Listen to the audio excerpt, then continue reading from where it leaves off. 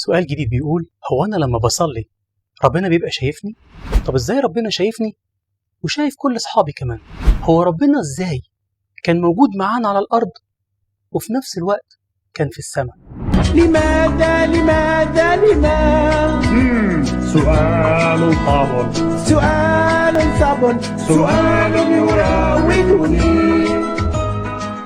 سلام ونعم وبركة لكل بابا، كل ماما، في كل مكان. سؤال جديد بيقول: هو أنا لما بصلي ربنا بيبقى شايفني؟ طب إزاي ربنا شايفني وشايف كل أصحابي كمان؟ السؤال ده بيتسأل كتير جدا من أولادنا وبناتنا، وممكن كمان يتسأل بطرق كتيرة. لما الطفل يسمع في الكنيسة عن ربنا وعن إنه كان عايش مع التلاميذ وكان بيمشي على الأرض، يسأل نفسه سؤال: هو ربنا إزاي كان موجود معانا على الأرض وفي نفس الوقت كان في السماء؟ وعشان نجاوب على السؤال ده لازم ناخد لبالنا كويس من كل كلمة إحنا بنقولها. هنجيب بالونة، مش قلتلكوا إن البالونة دي هتجاوب على أسئلة كتير؟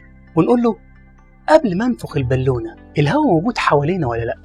بس خليك في مكان فيه هواء عشان تبقى الإجابة أيوه. طب في هواء في المدرسة؟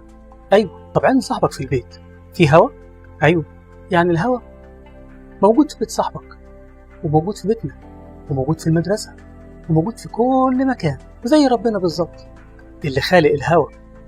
موجود في بيتنا، وموجود في بيت صاحبك، وموجود في المدرسة، وموجود في الكنيسة، وموجود في كل مكان، وسامع كل واحد فيه. وبعدها ننفخ البالونة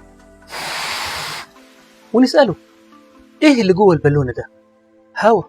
يعني دلوقتي الهوا موجود جوه البالونة وكمان موجود بره البالونة، صح؟ صح.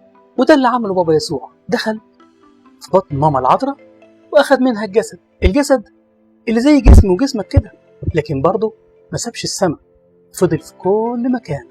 زي الهوا اللي دخل جوه البالونة بقى شكله زي شكل البالونة، ربنا لما أخذ جسم الإنسان بقى شكله زي الإنسان. وزي ما الهوا موجود جوه البالونة دلوقتي وموجود بره البالونة ومالي كل مكان، ربنا كمان كان موجود جوه الجسم اللي أخده ماما العذراء، وكمان كان في كل مكان. ومش هوصيك إنك ما تكترش في الإجابة، لأن السن ده مش محتاج يفهم أكتر من كده. وسلامي لكل بابا وماما وللكنيسة اللي في بيتهم.